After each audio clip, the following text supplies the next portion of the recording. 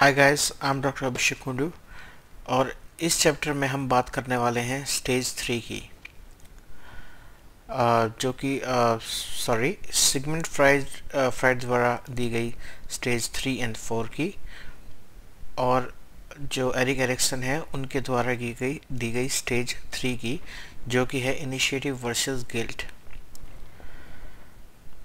और इसके बाद बात करेंगे कि how to give purpose in child mind, कि बच्चे के दिमाग में पर्पस उसको कैसे दिया जाए, तो कैसे बताया जाए कि क्या अच्छा है क्या बुरा है।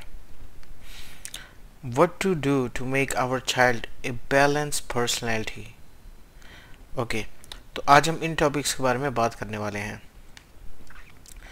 देखिए, पहले हम बात करेंगे फेलिक स्टेज की, जो कि 3 से 6 साल के बच्चे के लिए है, और फिर उसके बाद उसके साथ ही हम बात करेंगे लेटेंसी स्टेज की, जो कि 6 साल से 14 साल तक के लिए है। फेलिक स्टेज में क्या होता है? Boys are more attracted to their mothers while girls are more attracted to their father.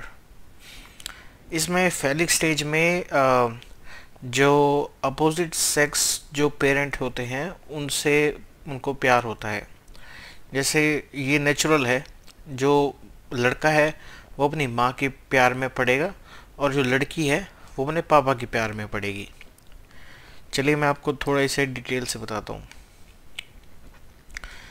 देखिए, पहली जो स्टेज थी उसके लिए, बच्चे के लिए, उसकी माँ ही उसकी दुनिया थी। फिर सेकंड स्टेज में उसे पता चला कि उसकी जो माँ है वो अलग पर्सन है और वो अलग पर्सन है, वो अलग इंडिविजुअल है। पर अब आती है तीसरी स्टेज, जो कि है phallic stage according to Sigmund Freud. तीसरी स्टेज में ये क्या बच्चा, जैसे लड़का है तो वो अपनी माँ के प्यार में पड़ेगा, और जो लड़की है और वो अपने पापा के प्यार में पड़ेगी। तो वो अपने माँ के प्यार को जीतना चाहेगा। तो वो अपनी जैसे अगर मैं एक लड़के का एग्जांपल आपको बता रहा हूँ, जैसे लड़का है तो वो अपनी माँ के प्यार को जीतना चाहेगा, और वो अगर उसकी माँ के पास कोई आया और अगर तो उस बच्चे को पसंद नहीं होगा बिल्कुल भी। अगर कोई चाहे गेस्ट आए चाहे उसके पापा आए, वो उनको अपनी माँ से दूर करना चाहेगा। वो सिर्फ सारा टाइम अपनी माँ के साथ स्पेंड करना चाहता है। तो फिर और वो अपनी माँ को जीतने के लिए बहुत सारी एक्टिविटीज़ करेगा, और वो बहुत सारी एक्टिविटीज़ करेगा जो कि उसकी माँ को पसंद हो, जिसकी जो एक्टिविटीज़ देख के उसकी माँ उसे रिएक्शन देती हैं, प्यार करती हैं, तो वो वाली एक्टिविटीज़ वो बार बार करेगा। उसे नहीं पता कि क्या अच्छा है, उसके दिमाग में ये नहीं पता कि क्या अच्छा है क्या बुरा है, पर उसे अपनी मम्मी की अटेंशन चाहिए। तो ये है फेलिक स्टेज।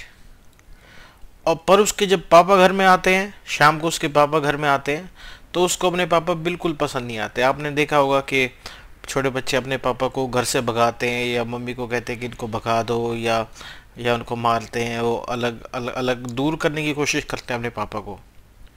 ये नेचुरल है। और पर ऐसे क्या होता है कि जब बच्चा ये 3 से 6 साल तक ये चीज़ें ट्राई करता है, अपने पापा को दूर करने की कोशिश करता है, तो थोड़े टाइम बाद उसे पता चल जाता है कि भाई मैं सक्सेसफुल नहीं हुआ, कि मैं अपनी माँ को अपने पापा से जीत नहीं पाया। ये आदमी रोज़ हमारे घर पे शाम को आ जाता है और लाइक हमारे साथ रहता है। तो उसे ये पता चल गया। तो फिर बाद में वो ये डिसाइड कर लेता है कि मुझे अगर अपनी माँ को जीतना है तो मुझे भी अपने पापा की तरह ही बनना पड़ेगा। और फिर वो अपने पापा की तरह बनने के लिए वो सारी एक्टिविटीज़ करता है जो कि उसके पापा करते हैं। जैसे आपने देखा होगा, जैसे उसके अगर पापा सुबह अगर न्यूज़ आती है तो वो न्यूज़पेपर उठा के, वो न्यूज़पेपर खोल के पढ़ते हैं। फिर वो कहते हैं कि अरे आशा चाय लाना, अरे आशा ये करना, अरे मतलब अपनी वाइफ का नाम बुला के ये कुछ कहते हैं। तो ये बच्चे भी वैसा ही करते हैं। ये अगर लड़का है तो ये भी वही पापा के चश्मे पहनेगा, और पापा की तरह ये अखबार उठाएगा सुबह, और अखबार उठा के ऐसे पढ़ना नहीं आता हो पर उसको पकड़ेगा, और फिर अपनी मम्मी का नाम लेके कहेगा कि अरे ये करना, अरे वो करना। तो ऐसे है। तो पहली थी फेलिक स्टेज, और फिर होती है लेटेंसी स्टेज। तो ये एक प्रोसीजर है कि जिसमें बच्चा बच्चा थोड़ा फेलिक स्टेज से लेटेंसी स्टेज की ओर जाता है। और ये स्टेज थोड़ी सी मुश्किल, थोड़ी सी ये इम्पोर्टेंट भी है, क्योंकि लाइक जैसे जो लड़का है वो अपने पापा की तरह बनना सीखता है, और जो लड़की है वो नहीं माँ की तरह बनना सीखती है। तो जैसे लड़का पापा की तरह एक्टिविटीज़ करता है, तो लड़की भी ये समझ जाती है कि भाई मैं तो अपने पापा को नहीं जीत सकती। तो फिर वो लड़की अपनी मम्मी की तरह काम करना स्टार्ट कर देती है, क्योंकि वो फिर अपनी मम्मी को एक आइडियल के तौर पे लेती है। तो फिर मम्मी के साथ रोटी बनाना, या फिर जो उसकी मम्मी एक्टिविटीज़ करती हैं वो उनकी कॉपी करना स्टार्ट कर देती है। मम्मी की तरह चुन्नी ओढ़ना, मम्मी की तरह कपड़े पहनना, वो स्टार्ट कर देती है। तो ये है फेलिक स्टेज, ये जिसमें वो अपोजिट सेक्स से प्यार में पड़ते हैं, पर फिर उनको वो नहीं जीत पाते। तो वो फिर उनके सेम सेक्स पेरेंट्स को अपना रोल मॉडल बना के उनको कॉपी करते हैं। तो ये थी सिगमंड फ्राइड द्वारा दी गई फेलिक एंड लेटेंसी स्टेज, जो कि है थर्ड एंड फोर्थ स्टेज। सही है। अब बात करते हैं एरिक एरिक्सन द्वारा दी गई स्टेज। यह है 3 to 6 years ओल्ड, और इस स्टेज में का टॉपिक है initiative versus guilt. Initiative versus guilt, इसका मतलब क्या है? आपको इनिशिएटिव का मतलब पता है? आई थिंक गिल्ट का तो आपको मतलब पता होगा। इनिशिएटिव का मतलब है कि जैसे आप किसी को इनाम या रिवॉर्ड नहीं, इनिशिएटिव का मतलब जैसे कि आप किसी को इनिशिएटिव देते हैं कि जैसे उसने कुछ करा है तो आप उससे बोलते हैं कि वेरी गुड, या you have done it, very good, तो ऐसे करके, तो ये इनिशिएटिव होता है। तो in this stage our aim is to give purpose to baby. तो एक्चुअली हम इसमें इनिशिएटिव देना चाहते हैं बेबी को, ताकि बेबी में पर्पस आ जाए।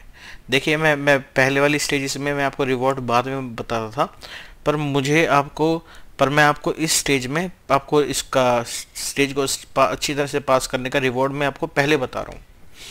ये पर्पस होना बहुत ज़रूरी है। इसमें क्या है, पर्पस अगर होगा बच्चे के पास तो बच्चा टाइम वेस्ट नहीं करेगा। ये आप ऐसे लगा लीजिए कि जैसे जो आपने कहानी सुनी होगी, जो अर्जुन है वो चिड़िया की आंख पे निशान लगाने के लिए उसके गुरुजी बोलते हैं, तो फिर उसको एक तरह का पर्पस वो देते हैं कि भाई ये पर्पस है, तुझे लगाना है। तो उसे लाइक गुरुजी अच्छा या बुरा बताते हैं, वो पर्पस बताते हैं। तो फिर in this stage our aim is to give purpose to baby. We should teach him what is right and what is wrong. तो हमें इस टाइम में उसको सिखाना होगा कि क्या सही है और क्या गलत है। If he know purpose in his mind, he will use his time and energy doing right things in future. ये बात तो आपको पता ही है कि अगर किसी बच्चे को आपको पता है कि उसका पर्पस क्या है, उसको क्या करना चाहिए और क्या करना उसके लिए अच्छा है, तो वो अपना टाइम एंड एनर्जी बिना बात की चीज़ों में वो यूज़ नहीं करेगा, वो अच्छी चीज़ों में अपनी टाइम एंड एनर्जी यूज़ करेगा। तो अब इस स्टेज में देखते हैं कि 3 to 6 years ओल्ड में देखिए, ये अब यहाँ पे मैं 3 केस रखे हैं। एक है गिल्ट, और एक है टू मच इनिशिएटिव, और एक है इनिशिएटिव एंड गिल्ट बैलेंस। ये है बैलेंस वाली, जो पॉजिटिव पेरेंट वाली साइड है वो ये वाली है। पर पहले मैं गिल्ट वाली साइड बताता हूँ। गिल्ट वाली साइड क्या है? आपने कई फैमिलीज़ में देखा होगा कि जो बच्चे हैं वो ऐसे ही घूमते रहते हैं, ऐसे इधर उधर घूमते रहते हैं, और फिर जैसे ही वो गलती करते हैं तो उनकी पिटाई होती है। तो अब बस जब बच्चा मतलब वैसे तो इग्नोर था, पर जब उसने कोई गलती कर दी तो उसकी पिटाई होगी। तो उसे एक्चुअली ये तो वो फिर उसके दिमाग में क्या आएगा? उसके दिमाग में आएगा कि मैं कुछ करता हूँ तो मेरी पिटाई हो सकती है, क्योंकि एक्चुअली उससे अच्छा और बुरा दोनों पता होना चाहिए था ना। क्योंकि क्योंकि जैसे कि अगर उसको कुछ अच्छा काम किया तो उसको अप्रिसिएशन मिलना चाहिए था, और अगर उसने कुछ गलती करी तो उसे पता होना चाहिए था कि मुझे कि मैंने यहाँ गलती करी है।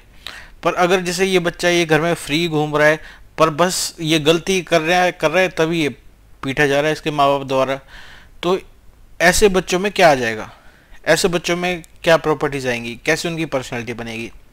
अब देखिए, जो एक्सट्रीम केस हैं, जो बहुत ज़्यादा पिटाई हो जाती है उनकी, वो हो जाते हैं inhibition. Inhibition inhibition sorry inhibition का मतलब है कि भाई, जो भी मैंने आज तक, क्योंकि वे पिटाई 3 से 6 साल के बीच होती है, तो अब इनहिबिशन का मतलब है कि भाई जो भी मैंने किया है मैं तो सब गलती करता हूँ, और फिर यही है कि मैं कुछ करूँ ही ना तो ना मेरी पिटाई हो, तो उसका सही है। तो फिर ये है कि ये बिना पूछे लाइक कुछ नहीं करते वो, जो आपने देखे होंगे कभी काफ़ी फैमिलीज़ में, जो आप देखते हैं कि भाई शरीफ बच्चे हैं और मेरे बिना पूछे कुछ नहीं करते, वो नहीं करते, वो एक्चुअली उनकी पर्सनालिटी में जाके आगे बहुत फ़र्क करता है, उनको गिल्ट देता है बाद में। तो ऐसे है कि बच्चे को इस टाइम थोड़ा पता होना चाहिए कि सॉरी चलिए मैं इसको बताता हूँ, ये बाद में बताऊँगा। तो फिर कि तो वही सोचता है कि मैंने जो भी किया है उसमें मैं ज़्यादातर गलती रहा हूँ, तो इसलिए मैं अगर करूँगा नहीं तो लॉस भी नहीं होगा, तो इसलिए वो चीज़ें करने से डरता है, नहीं करता। वो afraid to take any action not make business deal. अब वो जैसे उसके बचपन में उसने जो भी करा था, फिर उसकी पिटाई हुई थी, वो हुआ था, तो फिर ये डरता है कुछ कुछ भी करने से, या कुछ भी जैसे बिजनेस डील करने गया या कुछ, उसके अंदर से आवाज आएगी कि नहीं यार ये नहीं हो सकती मेरे लिए, ये वाले बिजनेस डील पता नहीं कैसी होगी कैसे नहीं होगी, तो ये डरता है अंदर से। इसके जो मन की आवाज़ आएगी कि नहीं ये अच्छा नहीं है, ये मेरे साथ अच्छा कैसे हो सकता है, तो इसके लाइक नेगेटिविटी आ जाएगी इस बंदे के, इस बच्चे के अंदर। Not take his own decision become follower. तो अब जैसे बचपन में इसने कुछ भी करा तो इसकी तो पिटाई हुई, पर इसके दोस्त हैं उन्होंने कुछ करा, और फिर इसकी इसकी मम्मी ने इससे पूछा हाँ भाई ये किसने करा, तो इस बच्चे ने बताया कि ये तो मेरे दोस्त ने करा। तो इसकी मम्मी ने तब अप्रिशिएट कर दिया कि भाई तेरे तो दोस्त बहुत समझदार हैं, तो फिर ये बच्चा अपने दोस्त को ही फॉलो करने लग जाएगा, क्योंकि अब इस दोस्त को इसको पता है कि मैं तो गलत डिसीजन लेता हूँ पर मेरा दोस्त अच्छे डिसीजन लेता है, तो ये अपने दोस्त को ही फॉलो करने लग जाएगा और उसी की बात मानने लग जाएगा सारी। तो ये वाली पर्सनैलिटी भी बन सकती है। और इन एक्सट्रीम केसेस, मतलब कि बहुत ही ज़्यादा उनकी पिटाई हो रही है, डेली पिट रहे हैं कि पापा भी पीट रहे हैं, मम्मी भी पीट रही हैं, भाई आ रहा है भाई भी पीट रहा है, पड़ोसी और जो दोस्त हैं बाहर वाले, मतलब सॉरी पड़ोसी नहीं मतलब बाहर वाले, ऐसे तब भी उसकी हो रही है, तो इम्पोर्टेंसी एंड फ्रिजिडिटी भी आ सकती है। इम्पोर्टेंसी का मतलब आई थिंक आपको पता ही होगा, और फ्रिजिडिटी का भी। तो फिर अब चलिए, ये तो है गिल्ट वाली साइड। अब बात करते हैं कि टू मच इनिशिएटिव। ये टू मच इनिशिएटिव ये उन फैमिलीज में होता है कि जिन फैमिलीज में सिर्फ अकेला ही बच्चा होता है ना, तो उन फैमिलीज में ही ज़्यादा होता है कि वो उसको टू मच इनिशिएटिव देते हैं, मतलब वो कुछ भी कर रहा है तो उसको बस लाड प्यार ही करते हैं, उसको गलती का एहसास ही नहीं होने देते, उसको पता ही नहीं होता कि कुछ गलत भी है इस दुनिया में, उसको तो बस वो चल रहा है, घूम रहा है, कुछ भी खेल रहा है, कुछ भी एक्टिविटीज़ कर रहा है, उसको सिर्फ प्यार ही प्यार मिल रहा है। तो ये भी काफ़ी गलत है, क्योंकि अगर जब ये टू मच उसको इनिशिएटिव दे देते हैं तो वो बन जाता है रूथलेस मतलब कि अब जैसे ये बच्चा है, अब ये जब बड़ा बनेगा, जब ये वयस्क बन जाएगा, बड़ा हो जाएगा, तब इसको जैसे सही गलत का कुछ नहीं पता है, तो ये जो भी ये डिसीजन लेगा ये अपने आप को सही समझेगा। और जैसे कि इसको जैसे कुछ चीज़ चाहिए, इसको जैसे पैसे चाहिए, इसको जैसे कुछ चीज़ चाहिए, तो ये नहीं सोचेगा कि दूसरे का कितना बिगड़ रहा है या कितना नुकसान हो रहा है, और फिर मुझे वो सिर्फ अपना ही फ़ायदा देखेगा और दूसरे का क्या बिगड़ रहा है, क्या नुकसान हो रहा है, ये दूसरे के लिए कुछ नहीं सोचेगा, ये सिर्फ अपने लिए सोचेगा, तो ये रूथलेस बन जाएगा। तो इसे टू मच इनिशिएटिव भी सही नहीं है। और ये कहते हैं use everyone for their own profit, even family members, speak lie and take money etcetera. तो हाँ, जैसा कि मैंने आपको बोला था कि ये रूथलेस बन जाएंगे और लाइक सिर्फ अपने फ़ायदे के लिए सोचेंगे और खुद से डिसीजन लेंगे और ऐसे करेंगे, तो ये ऐसे बन जाएंगे अगर टू मच इनिशिएटिव दिया तो। पर जो स्मार्ट पेरेंट्स हैं वो 90% इनिशिएटिव विद 10% ऑफ गिल्ट। देखिए, वैसे तो हम रियली में पेरेंटिंग करेंगे तो 90% हम ये नापेंगे कैसे, ये तो पॉसिबल नहीं है। पर मैंने आपको ये लमसम बता दिया है कि इतना हमें इनिशिएटिव देना है और इतना हमें गिल्ट देना है। अभी देखिए, इसमें एक्चुअली बच्चे को पता होना चाहिए कि उसकी गलतियां क्या हैं। देखिए, अगर जैसे कि जो उससे पहली वाली स्टेज थी, जो कि सेकंड स्टेज थी, उसमें क्या था, autonomy versus shame and doubt. इसमें इस स्टेज में बच्चे को उसकी गलती का पता नहीं था। जैसे कि मान लीजिए एक महंगा मोबाइल है, बच्चे ने वो वाला मोबाइल पानी में फेंक दिया, एक बाल्टी है पानी की, उसमें जाके उसने मोबाइल फेंक दिया, और ये बच्चा 3 साल का है।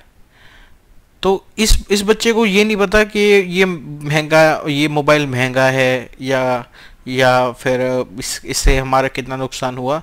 पर बच्चे के लिए तो यहाँ जब ये 3 साल का था, इसके लिए तो एक मैजिकल एक्सपीरियंस था कि ये मोबाइल कैसे पानी में डूब रहा है और फिर कैसे पानी में से झाग उठते हैं, बुलबुले उठते हैं। तो ये उसके लिए एक अच्छा एक्सपीरियंस था। पर वो बच्चा मासूम था, वो इनोसेंट था, उसको नहीं पता था कि ये कोई गलती है। पर अब जब ये स्टेज आ जाती है 3 से 5 साल की, तो वो जब ऐसी गलतियां करता है तो उसे पता होना चाहिए कि अगर वो ऐसा करेगा तो उसके पापा गुस्सा हो सकते हैं। तो इसलिए ये वाली स्टेज और ये वाली स्टेज थोड़ी डिफरेंट है। तो क्योंकि इस स्टेज में बच्चे को पता होना चाहिए कि उसकी गलतियां क्या हैं और इसका और वो अच्छा कर रहा है तो क्या क्या कर रहे हैं। तो फिर अगर आप स्मार्ट पेरेंट्स हैं तो उसको इसमें 90% इनिशिएटिव, मतलब कि हालांकि ज़्यादातर पेरेंट्स तो बस बच्चों से तभी वो करते हैं कि जब वो गलती कर देते हैं। ऐसा नहीं होना चाहिए। जब वो अच्छा काम करें, जैसे इस स्टेज में वो कई अच्छे काम करते हैं, जैसे कि आपके लिए सामान लाएंगे, या आपके लिए आपके साथ बैठ के रोटी बनाएंगे, या आपके साथ घर में झाड़ू मारेंगे, या आपके साथ काम में हाथ बटाने की भी कोशिश करते हैं। तो आपको उस टाइम उन्हें इनिशिएटिव देना चाहिए, उनको बुलाना चाहिए, उनको प्यार करना चाहिए, उसको पुचकारना चाहिए, गले लगाना चाहिए और उसको रिवॉर्ड देना चाहिए। अगर आप ऐसा करते हैं तो फिर उन्हें पता चल जाएगा कि अच्छा, मैं ये काम करता हूँ तो अच्छा है, मेरे माँ बाप खुश होते हैं, और अगर मैं ऐसा काम करता हूँ तो मेरे माँ बाप गुस्सा होते हैं। तो उसे पता होना चाहिए। तो इसलिए मैं कहा था कि 90% इनिशिएटिव एंड 10% गिल्ट होना चाहिए, तो ये बहुत अच्छा है। तो अब इसका क्या है, जब इनिशिएटिव वर्सेस गिल्ट वाला बच्चा बड़ा हो जाएगा तो इसमें क्या प्रॉपर्टीज आएंगी। Will do business deal, will not afraid to take action and will decide by himself. तो इसमें जैसे कि मैंने आपको बताया कि जैसे पॉजिटिव पेरेंटिंग हो रही है, मैं आपको हर एक में बिजनेस डील के बारे में बताता हूँ, क्योंकि ये सारी चीज़ें मिला के ही तो होप है, विल पावर, डिटर्मिनेशन है, ये है इनिशिएटिव है। तो ये सारी चीज़ें मिला के तो हमारा जो मन है, सबकॉन्शियस माइंड में, वो इकट्ठी हो रही है और वो चांसेस ज़्यादा बना रही हैं। तो ऐसे है। तो फिर ये अगर बच्चा है, इसमें अगर गिल्ट नहीं है और इसमें इनिशिएटिव है, तो इसको थोड़ा विश्वास रहेगा अपने ऊपर। और फिर like will do business deal, he will not afraid to take action and will decide for himself। and जैसे कि ये वाला बच्चा था, ये दूसरों को फॉलो कर रहा था, क्योंकि उसको पता है भाई मेरे तो खुद के तो डिसीजन बहुत बेकार लेता हूँ मैं, तो ये तो दूसरों के डिसीजन फॉलो करता था। पर ये खुद से सोचेगा और खुद अपने डिसीजन लेगा, क्योंकि इसको पता है कि मैंने जब बचपन से डिसीजन लिए थे तो वो भी अच्छे थे, और मैं अभी भी लेता हूँ तो ये भी अच्छे हैं, और ये थिंक भी कर लेगा और फिर डिसाइड करेगा। एंड ये इजीली चीट नहीं होंगे, क्योंकि इनमें खुद की डिसीजन मेकिंग पावर होती है, तो ये चीट नहीं होंगे, और अगर ये चीट हो गए तो ये लर्न कर लेंगे। तो ये पॉजिटिव पेरेंटिंग में बहुत सारे एडवांटेजेस मिलते हैं बच्चे की पर्सनैलिटी में उसको। अब बात करते हैं what to do to make our child a balanced personality in this stage. तो देखिए, ये तो लिखा हुआ है, पर मैं आपको इन शॉर्ट में बताऊं तो जो अच्छी एक्टिविटीज़ हैं आप उनको तो प्रेज करिए, अप्रिशिएट करिए, उसको इनिशिएटिव दीजिए, और जो भी एक्टिविटीज़ गलत हैं आप उसे बताइए और आप उसको कम करवाने की कोशिश करिए। ये सिंपल है, सिंपल। जो अच्छी एक्टिविटीज़ हैं वो हमें बढ़ानी है, और जो गलत एक्टिविटीज़ वो कर रहा है वो हमें कम करनी है। तो ये सबसे अच्छा है। तब यहाँ पढ़ते हैं, give initiative for his good work and give him love और रिवॉर्ड लाइक टॉफ़ी और anything he likes. The more you appreciate him for his good work, he will start doing more good work to get more love and appreciation from you. तो इसका मतलब वही है कि आप इसके अच्छे काम के लिए आप उसे रिवॉर्ड दीजिए, प्यार करिए, टॉफ़ी दीजिए, और फिर उसको अप्रिशिएट कीजिए। तो उसे पता चल जाएगा कि भाई ये अच्छा काम है और मुझे यही करना है, तो वो उसको काम को ज़्यादा करेगा। ओके। और इन शॉर्ट, जैसे कि मैंने आपको बोला कि जो एक्टिविटी आपको उसके इंक्रीज़ करनी है उसे ज़्यादा अप्रिशिएट करिए, और जो उसको डिक्रीज़ करनी है उसको उसे पता होना चाहिए कि भाई कैसे मम्मी को भी गुस्सा आ सकता है, पापा को भी गुस्सा आ सकता है, तो ये काम सही नहीं है। एंड फॉर गिल्ट, क्योंकि भाई हमने चलो पॉजिटिव साइड तो बता दी, अभी नेगेटिव साइड भी तो बतानी चाहिए कि उसको गिल्ट भी आना क्यों ज़रूरी है।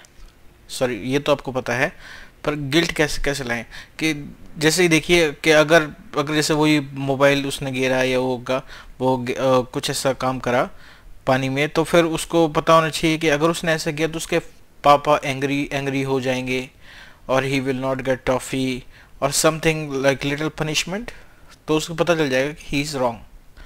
तो ऐसा इनिशिएटिव और गिल्ट का एक मिक्सचर होना चाहिए, पर इनिशिएटिव ज़्यादा होना चाहिए, लाइक 90% जैसा मैंने कहा था, और गिल्ट होना चाहिए थोड़ा कम।